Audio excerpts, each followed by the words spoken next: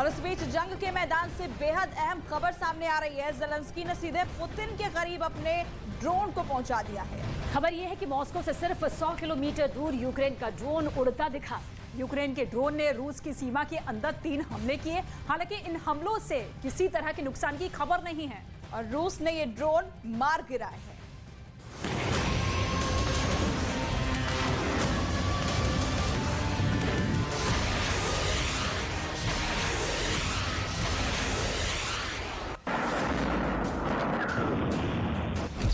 Putin के बेहद करीब पहुंचा ज़ेलेंस्की का ड्रोन।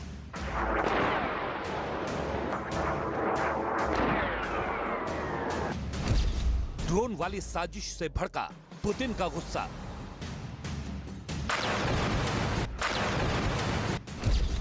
ड्रोन से आ सकती है यूक्रेन में महातबाही। यूक्रेन को मिटाने पर आमादा रूस हमेशा यूक्रेन के सामने कभी मजबूत दिखा तो कभी कमजोर। लेकिन रूस की सीमा के अंदर हुए ताजा ड्रोन हमले की तस्वीर कुछ और ही कहानी बयां कर रही है। ये कोई पहली बार नहीं है जब यूक्रेन की तरफ से रूस पर हमले हुए हैं। इससे पहले भी रूस के एयरबेस पर हमला हो चुका है। अब मॉस्को के बेहद करीब ड्रोन से हमला करके यूक्रेन ने फिर से अपनी ताकत दिखाई है। ज़ेलेंस्की का ड्रोन पुतिन से महज 100 किलोमीटर की दूरी पर था। हालांकि इस ड्रोन से रूस में कोई ज्यादा नुकसान नहीं हुआ, लेकिन क्रेमलिन की पूरी टीम एक्टिव मोड में जरूर आ गई। Увидели, у этого изделия еще работал двигатель, моторчик. Поэтому был ли это моторчик или еще что-то иное, мы не стали вникать с супругой. रूस के रक्षा मंत्रालय ने यूक्रेन पर ड्रोन हमले का आरोप लगाया है। साथ ही ड्रोन को गिराकर हमलों को नाकाम करने की जानकारी भी दी। अधिकारियों ने कहा कि ड्रोन से कोई चोट नहीं आई और कोई ज्यादा नुकसान भी नहीं हुआ।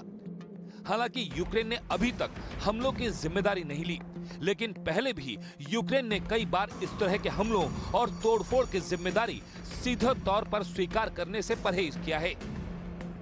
अब मॉस्को के पास यूक्रेन के ड्रोन का पहुंचना जितना खतरनाक है, उतना ही पुतिन के गुस्से को भड़काने के लिए जिम्मेदार भी। यही वजह है कि एक तरफ रूस के राष्ट्रपति व्लादिमीर पुतिन ने सीमा पर सुरक्षा कड़ी करने का आदेश दिया है, लोगों को रिहायशी इलाकों से सुरक्षित जगहों पर शिफ्ट किया गया है, तो दूसरी तरफ गुस्से से आग बबूला पुतिन यूक्रेन के महाविनाश की योजना बना रहे हैं। Задача была обеспечить безопасность людей, поэтому мы прежде всего перевели всех жителей, которые находились в эпицентре событий, в безопасное место.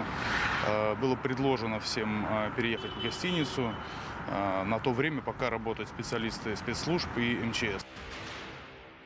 रूस की सीमा में घुसकर ऐसे घातक हमले गवाही दे रहे हैं कि यूक्रेन का हथियारों का तहखाना बारूद से भर चुका है। यही वजह है कि पुतिन का जीत का सपना हकीकत से हर दिन दूर होता जा रहा है। युद्ध की शुरुआत में पुतिन ने दावा किया था कि महज कुछ दिनों में ही यूक्रेन की जमीन को रूस के सैनिक जीत लेंगे, लेकिन करीब 80 देश यूक्रेन को समर्थन करने के बहाने रूस को आंखें दिखा रहे हैं। हालांकि इससे भी इनकार नहीं किया जा सकता कि एक साल से रूस इन सभी देशों से अकेला लोहा ले रहा है, लेकिन अब ज़ेलेंस्की के हाथ पुतिन की गर्दन तक पहुंच गए हैं, जिसके बाद पुतिन के तेवर और भी आक्रामक होना लाजमी है। यूक्रेन को लगातार मिल रही हथियारों की मदद और रूस के खिलाफ उनका इस्तेमाल गवाही देता है कि अमेरिका और नेटो भी सीधे सीधे इस महायुद्ध में कूद पड़े हैं।